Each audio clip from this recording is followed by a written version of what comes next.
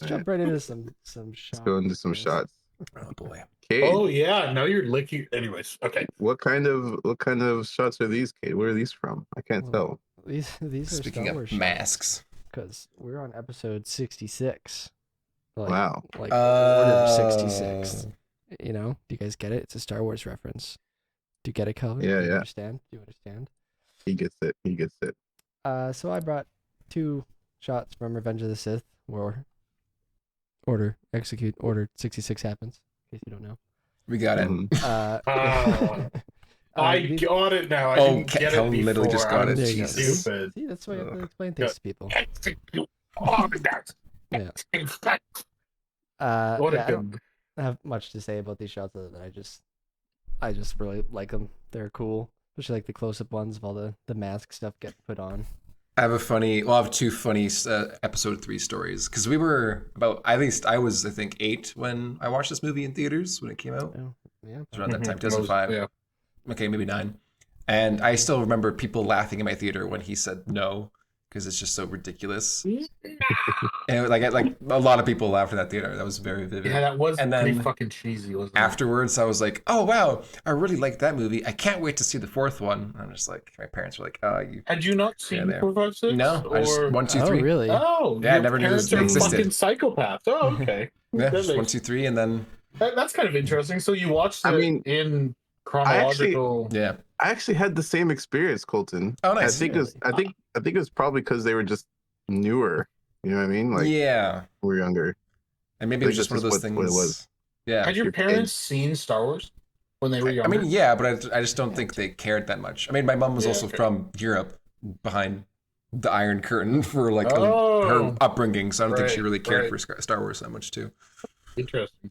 Yeah. Yeah, I Um, grew up just binging the VHSs over and over. I again. think I watched 4, 5, 6 when I was like 5 or 6, okay, Yeah. gotcha. over and over again. Yeah, for sure. I definitely watched 1, 2, 3 first Nice. a bunch of times. We just had that. Yeah, I think the same. I think I remember one. I remember one really vividly, like watching one because I think theater and I was older. I think. Mm. I think I can't remember, but I I remember. only remember 3 in theater. No, I don't One, remember. I remember 2. I didn't can't see. remember. I didn't see one in theaters. I No, saw one 2 in theater again. doesn't make sense. I wouldn't have seen it. Yeah, that would have been. Whatever. I remember 99. vividly like the We've been scene where together. they're escaping like the hangar and Obi-Wan and fucking whatever his faces stay behind Oh, Darth to Maul. fight. Yeah, to fight Maul. Yeah. I remember that like Classic. vividly. Classic. There used to be a lot of during Pizza Hut days. You would go in for the first movie when they had so much memorabilia and stuff to sell the movie. They had life-size busts of Darth Maul guarding the washrooms, and I was so scared to go alone because it just looks like this devil creature that's just blocking your path. So Yeah. I like run back to my parents and be like, "Can you take me to the washroom?" That's That was so hilarious. funny. Yeah, it's still to this day, Golden needs. I have to walk Yeah. into the Oh yeah. washroom I just see whenever- devil faces everywhere. Yeah. Yeah. Darth Maul is Mhm. just out to get me. Yeah. He sees the mirror, screams. Anyway. Don't blame him. Yeah, these are cool shots. I mean, these are like OG suit up shots, kind of, right? These are like suit up. Yeah. Suit up shots are always fucking just cool. Because it's all about the character, and it's like, this is why this character is just cool. Yeah. Does anyone else? Okay. I like Vader's cape. I like Vader's mask. I fucking hate his chest.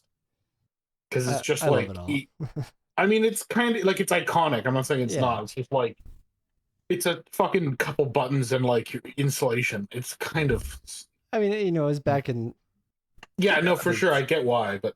I just we need wish to it was show that cooler. he's half machine. You know, put some Yeah. buttons Yeah, on. yeah. But like, why not actual armor? I don't know. Anyways, there's probably It's some the- lore reasons The charm. that I'm missing. The charm to it. He doesn't Could you need it imagine or if they did in the reboots like a redesign of Darth Vader? I could tell that was probably on the table for a long time. No, Just like a full. no way. I could imagine it They before have- it was thrown out. Yeah. But like I could totally see like guys, They- let's like make yeah. it full CG. We're gonna take it. They have changed. Not like you wouldn't be able to like notice, but like in pretty much every movie, his helmet is slightly different. Whether it's like glossy or like a bit narrower, wider, like there is like slight changes to it. But Yeah. I know what you're saying. You're saying like a redesign, not a. I mean, You part can't of the mess reason I with think perfection, Star guys.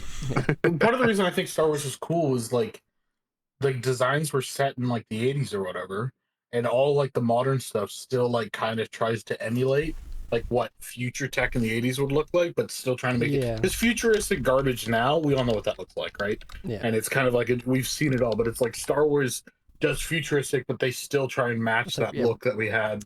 Yeah, which is really cool. Futuristic. I just forgot his name, but I just looked it up. It was Ralph McQuarrie, I believe, was the original concept artist that George Lucas asked to pitch. Cool. And there's this shot, Calvin, or this illustration here. I'll just quickly put it on to the Milanote, that it does look more armor-esque, but it could have been just like budget restraints. So, yeah. See, it's loading. Oh yeah. Some of the drawings, I think so. In some drawings and stuff, his shoulder pads are a lot more. I mean, you still have, yeah. It looks like an it's action a little figure, more army. honestly. I think in a lot of the stuff that the drawing in the comic books, he is more armory. I mean, the helmet isn't that, but he is like, it feels more like armor. Where in the movies, it always feels like wrapped in a refrigerator insulation. I don't know. It's still a fucking sick design mechanism for making things cool. Yeah. Like, it's that's part of Star Wars though. It's part of the feeling. Yeah. Can't do it. Yeah. Not Star Wars. Rest in peace, James Earl Peace. Jones. Oh, okay. You were saying R.I.P. Star Wars.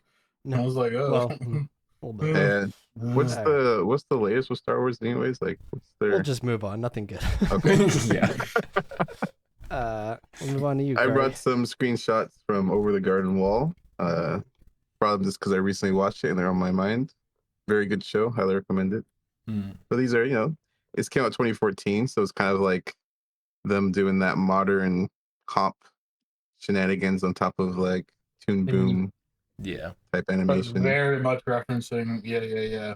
Like classic animation stuff, but Yep. So it's kind of that was a cool mix. Lots of pretty shots throughout the show. Yeah, it's like that. Especially like, just sometimes they'll get super flat and typical cartoon, but then you'll just have random shots like these scattered out, usually establishing. But very nice show. Yeah, it was very. If you guys haven't seen it, it's very like moody and kind of eerie. We got some. It gives like. Good It reminds me of Hollow Knight, at least just from the stills I've seen. Is that a similar tone or not necessarily? I would say a little bit. Some shared vibes, I'd say a little bit. maybe. Some shared, but like a little bit lighter, a little bit. Just seems very it's more whimsical. like it felt like the mood feels like those like the old Winnie the Pooh cartoons. Okay.